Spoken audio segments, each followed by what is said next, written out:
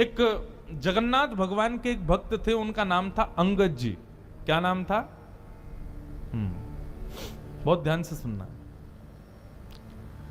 श्री अंगद जी जो थे, ये एक राजा के सेनापति थे, और राजा जो था ना, वो इनका भतीजा ही था। एक चरित्र सुनाऊं एक भक्त का, अंगद जी का, बहुत ध्यान से सुनना।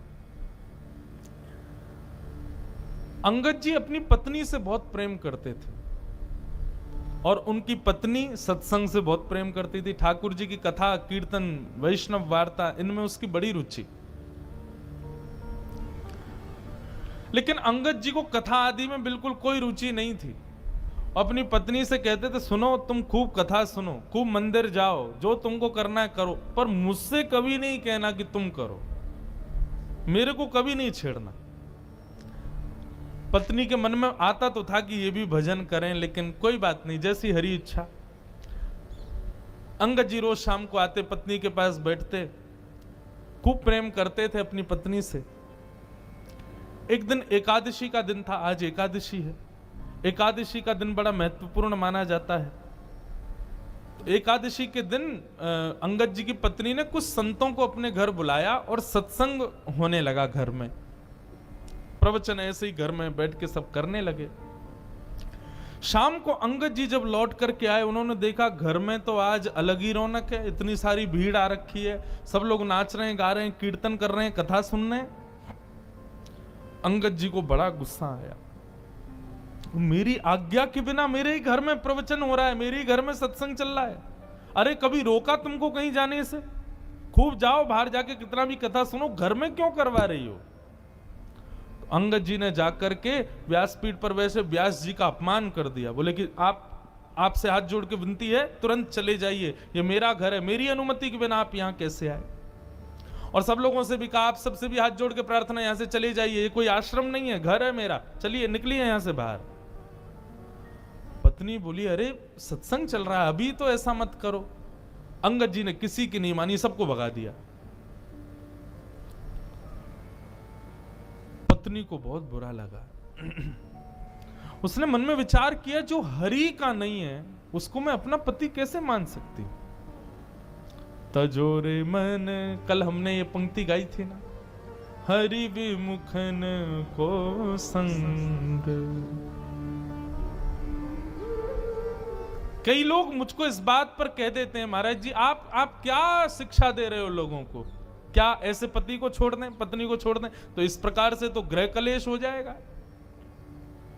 भैया देखो, एक बात आपको बताऊं, मानव का स्वभाव है, वो शरीर से यदि किसी को स्वीकार कर रहा है तो वो स्वीकार्य नहीं है, मन से स्वीकार करे वो स्वीकार्य माना जाता है। हम शरीर से किसी को अपना मानते हैं तो वहां पर हमारा संबंध पुष्ट नहीं होता। संबंध की पुष्टि तो हृदय से होती है, हृदय से आप उसको मानते हो कि नहीं। और कोई व्यक्ति यदि शरीर से ना भी हो, हृदय से यदि आप उसको स्वीकार कर चुके तो निश्चित है आपका संबंध पक्का है।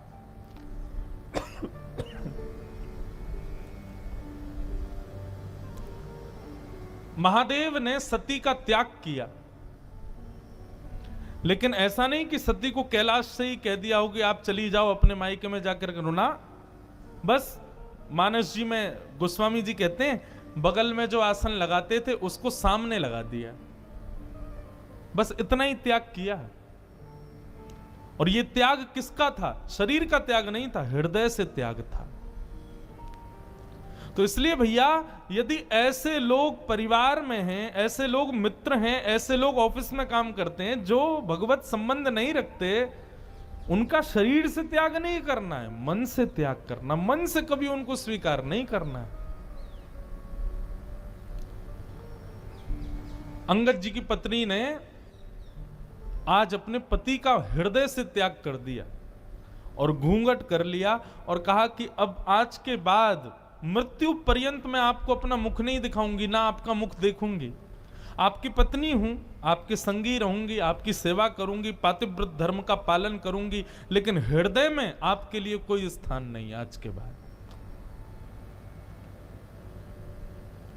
अंगद जी की पत्नी अब तो घूंघट करके रहती है, अंगद जी ने मुंह ही नहीं दिखाती अपना अंगद जी को। 1 महीना 2 महीना 6 महीने बीत गए महाराज। अंगद जी बड़े उदास, बहुत प्रेम करते थे अपनी पत्नी से। अब तो कार्य में भी मन नहीं लगता। एक दिन ऐसे ही घोड़े पर बैठ करके कहीं जा रहे थे, तो चलते चलते उन्होंने देखा कहीं कथा चल रही है। मन में आया इसी कथा ने ही मेरा घर बर्बाद करवा दिया, इसी की वजह से सब खराब हुआ। 2-3 दिन बाद फिर से निकले तो फिर कथा चल रही थी, तो मन में आया कि ये कथा में ऐसा होता क्या है जो मेरी पत्नी को इतना प्रिय लगता है, चल के सुनूं। अंगद जी आकर के पीछे उदास हताश तो बैठे ही थे, घर में मन लगता नहीं है, आके बैठ गए। कथा में बंधुओं 3 प्रकार के लोग आते हैं। पहले आमंत्रित लोग, जिनको निमंत्रण दिया गया है कि भैया हमारे घर में कथा है, आपको आना है। दूसरे वैष्णव कथा प्रिय लोग, उनको बस पता चल जाए कथा कहां हो रही है, वो ये विचार नहीं करेंगे दूरी कितनी, समय कितना लगेगा, कहां क्या, निमंत्रण की भी अभिलाषा नहीं, बस पता चल जाए कथा कहां है, वो पहुंच जाते हैं। और तीसरे संसार के मारे दुखियारे लोग, जिनको घर में या व्यापार में कहीं भी कुछ मिल नहीं रहा है, बड़े उदास अपने जीवन में जी रहे हैं, वो आके कथा में बैठते हैं। तो ऐसे ही अंगद जी आकर के बैठ गए। अंगद जी आकर के बैठे तो निश्चित कथा सुनते सुनते उनके हृदय को बड़ी शांति सी मिली। बंधु एक बात बताऊं, गीता में भगवान अर्जुन से एक बात कहते हैं। अर्जुन ने कहा कि नाथ, व्यक्ति सुख की प्राप्ति के लिए इतनी मेहनत करता है तो उसको सुख मिलता क्यों नहीं है? भगवान ने कहा डेस्टिनेशन गलत चुनी है मानव ने, सुख नहीं। हमने डेस्टिनेशन ही गलत चुन रखी है। हर कार्य के पीछे हम चाहते क्या है? सुख मिले। भगवान कहते हैं इसको बदलो, सुख नहीं शांति मिले। शांति की भावना से कर्म करो, शांति की भावना से क्रिया करो। हम क्या करते हैं? हमको सुख मिले, ऐसा करूं इतना मिल जाएगा, ये करूंगा वो करूंगा, ऐसा बनाऊंगा, ऐसे बैठा करूंगा, ऐसा कमरा, ऐसे सोफे, ऐसा, ऐसी पत्नी, ऐसी गाड़ी, ये सब सुख जन्य हम लोग कर्म करते हैं और वही सुख हमको नहीं मिलता। फिर आप अपने क्रिया के पीछे उद्देश्य शांति रखो, भगवान कहते हैं तब मानव प्रसन्न रहेगा। क्योंकि अर्जुन, सुख की भी एक लिमिट होती है, उससे ज्यादा यदि मिल जाए तो व्यक्ति दुखी हो जाता है। आपके गुजरात में श्रीखंड मुझे बड़ा प्रिय है। मैं द्वारिका, मैं अहमदाबाद तो मेरी पहली बार कथा और गुजरात में मेरी दूसरी कथा है। ये श्रीमद् भागवत की पहली कथा हमने की द्वारिका में और आज 7 साल बाद दूसरी कथा कर रहे हैं अहमदाबाद में। बाकी बीच में 2 दिन 4 दिन के सत्संग तो हुए हैं कई बार, पर सप्ताह कथा दूसरी बार हो रही है। तो मैं जब भी गुजरात आता हूं तो श्रीखंड मुझे बड़ा प्रिय है। लेकिन आप एक कटोरी खिला दो, मन भर जाएगा। दूसरी कटोरी दोगे तो मैं भाग जाऊंगा। आप कहोगे महाराज जी आपको बड़ा प्रिय, खाओ ना। अरे कैसे? मुझे याद नहीं है, लेकिन फिजिक्स में हम लोग जब स्कूल में पढ़ते थे तो एक चैप्टर पढ़ाया गया था, उसमें यही बात थी। जब भागवत पढ़ी तो हमको और ज्यादा क्लियर हुई कि कोई भी वस्तु का अति सेव्य जब हम करते हैं तो वही वस्तु हमको कष्टदायी लगने लगती। रसगुल्ला यदि पसंद है तो 1 2 3 4 5 खा लो, 6वां रसगुल्ला देखते ही वमन हो जाएगा। संसार की हर वस्तु ऐसी है। तो अर्जुन, सुख नहीं शांति को रखो। किसी भी क्रिया को करने के पीछे उद्देश्य क्या हो? मुझे शांति मिले, तब देखो कर्म करके कैसा सुख मिलेगा। तो कथा में सुख मिलता है लोगों को। यहां पर आप मौन अवस्था में बैठे हो, एक ही आसन पर बैठे हो, ना पानी पी रहे हो ना चाय पी रहे हो। 4 घंटे आदमी बिना चाय कैसे रहे, बिना खाए कैसे रहे, लेकिन यहां रह रहे हो। क्यों? शांति मिल रही है। सुख नहीं, शांति।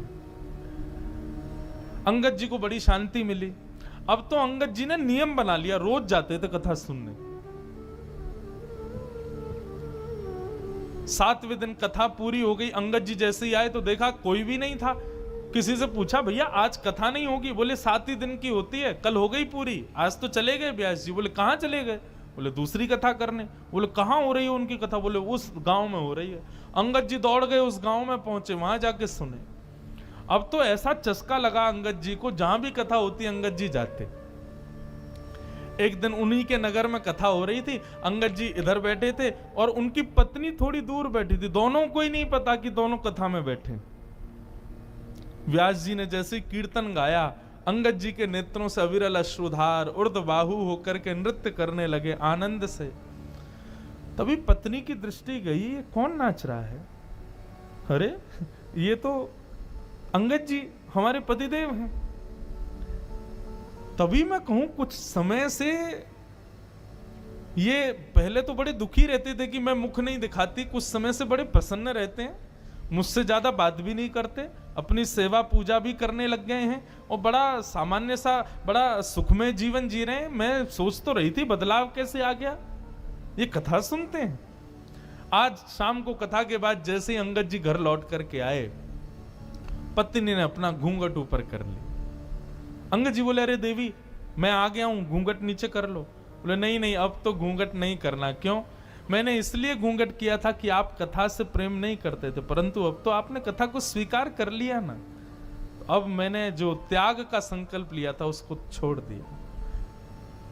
अंगद जी बोले, वो बात तो ठीक है, लेकिन मैं तुमको सत्य बताऊं, जब से मैंने कथा सुनना प्रारंभ किया ना, मुझे पहले तुम्हारे रूप में बड़ी आसक्ति थी, पर अब मुझे वो आसक्ति नहीं है।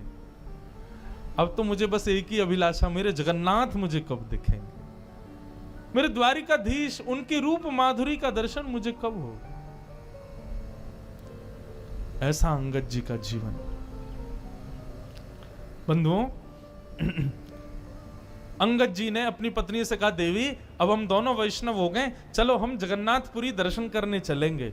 लेकिन अभी अभी सुना है कि एक बहुत बड़े युद्ध के लिए राजा के साथ मुझे जाना है, युद्ध से जब वापस आ जाएंगे फिर हम जगन्नाथपुरी चलेंगे। ठीक है। युद्ध में अंगद जी गए, जाकर के युद्ध किया।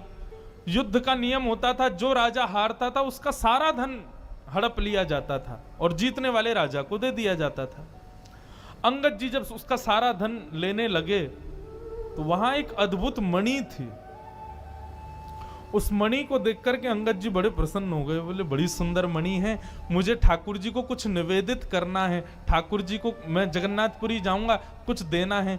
कोई बात नहीं, मैं ये मणि अपने संग ले जाता हूं, ये ठाकुर जी को दे दूंगा। और उस मणि को अंगद जी ने अपनी पगड़ी में छुपा लिया। थी तो वो चोरी, लेकिन अंगद जी का भाव क्या था कि मुझे ठाकुर जी को देनी है। भगवान से बोले, प्रभु इसके बदले भले ही मुझे दंड मिल जाए, लेकिन मैं ये दूंगा आपको, ये है आपकी, मुझे नहीं चाहिए लेकिन मैं आपको दूंगा। किसी सैनिक ने जाके राजा को बता दिया कि अंगद जी ने एक मणि को अपनी पगड़ी में छुपा लिया। राजा, अंगद जी उसके चाचा लगते थे, इसलिए राजा स्पष्ट तो कुछ कह नहीं पाया, पर राजा ने मन में विचार किया कि अंगद जी रोज मेरी बहन के यहाँ भोजन करने जाते हैं, मैं आज बहन से कहूंगा कि वो भोजन में जहर मिला दे, अंगद जी की मृत्यु हो जाएगी, मणि हमको मिल जाएगी। अंगद जी आज भोजन करने के लिए राजा की बहन के यहां गए, तो अंगद जी का नियम था कि भोजन का पहला भाग राजा की बहन की छोटी बेटी को गोद में बिठा के पहले उसको खिलाते थे, फिर स्वयं पाते थे। आज उसने अपनी बेटी को कहीं छुपा दिया, बोले अंगद जी कहीं खिला ना दे, इसमें तो जहर है। अंगद जी भोजन करने बैठे, कहा बिटिया चलो लाओ अपनी बेटी को लेके आओ, उसको मैं थोड़ा खिला दूं फिर मैं पाऊं। बोले मेरी बेटिया तो आज माँ के पास गई है, मेरी मायके गई है, आज वो है नहीं, तो आप आज अकेले ही पालो। अंगद जी बोले, बेटा ये तो मेरा नियम है, उसको खिलाए बिना तो मैं कभी नहीं खाता। अरे वो मेरी प्राण प्यारी है, मैं उसको साक्षात जगदम्बा के स्वरूप में देखता हूं, पहले उसका भोग लगाता हूं तब पाता हूं, अब जब तक उसका भोग नहीं लगेगा मैं तो नहीं पाऊंगा। तो राजा की बहन ने सोचा, ये मेरी बेटी से इतना प्रेम करते हैं और मैं इनको जहर दे रही हूं। उसने थाली उठा ली, बोले कि ये पूरा भोजन ही आपके लायक नहीं है चाचा जी, इसमें मैंने विष मिला दिया है। अंगद जी ने थाली पकड़ी, बोले तुमने इसमें विष मिला दिया? बोले हाँ। बोले क्यों? मेरे भाई को वो मणि चाहिए जो आपने पगड़ी में छुपा रखी, इसलिए उसने मुझसे कहा कि विष दे दो। पर आपका प्रेम देख करके मेरा मन हो रहा है कि मैंने बहुत बड़ा अपराध किया, मैं ये विष आपको नहीं दे सकती। अंगद जी बोले वो सब बात छोड़ो, ये बताओ क्या तुमने इस थाली का भोग लगाया था भगवान को? उसने कहा हाँ, भोग तो मैंने लगाया था। बोले तुमने विष वाला भोजन ठाकुर जी को खिला दिया? बोले क्योंकि आप बिना भोग लगाए पाते नहीं है, इसलिए भोग तो मुझे लगाना पड़ा। अंगद जी बोले अब तो इसको मैं ही पाऊंगा, जब विष ठाकुर जी ने पा लिया तो मैं कैसे छोड़ूं? और अंगद जी जबरदस्ती हठ पूर्वक उस थाली को लेकर के बैठ गए और एक एक कवल खाने लगे। ज्यों ज्यों कवल मुख में जाने लगा, अंगद जी का उतना ही तेज बढ़ने लगा। ये आश्चर्य देख करके राजा की बहन नतमस्तक हो गई। जाको राखे साइया, मार सके ना कोई, बाल न बाका कर सके जो जग बैरी हो। बंधुओं, प्रसाद मान करके पाया, इसलिए विष्णु ने भी कुछ नहीं किया। ये लीला तो मीरा के साथ भी हुई, ये लीला तो ध्रुव के साथ भी हुई, ये लीला तो प्रहलाद के साथ भी हुई। विष उनको भी पिलाया गया, लेकिन भगवत प्रसाद मान करके पाया, कुछ नहीं हुआ।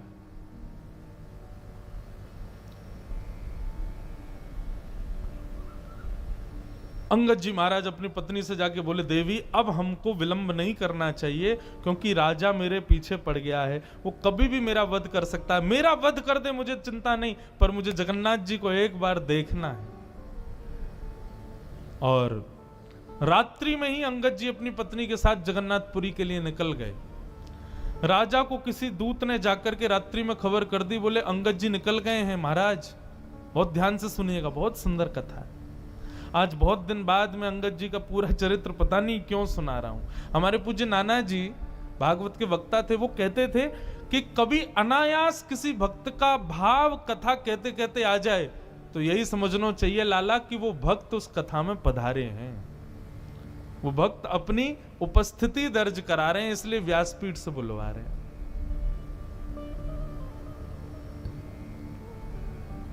तो अंगद जी जाने लगे, बीच रास्ते में ही राजा के सैनिकों ने बंदी बना लिया। सैनिकों ने कहा हम तुमको छोड़ देंगे, बस मणि हमारे हवाले कर दो। अंगद जी बोले जिनके लिए वो मणि है मैं उन्हीं को ही दूंगा।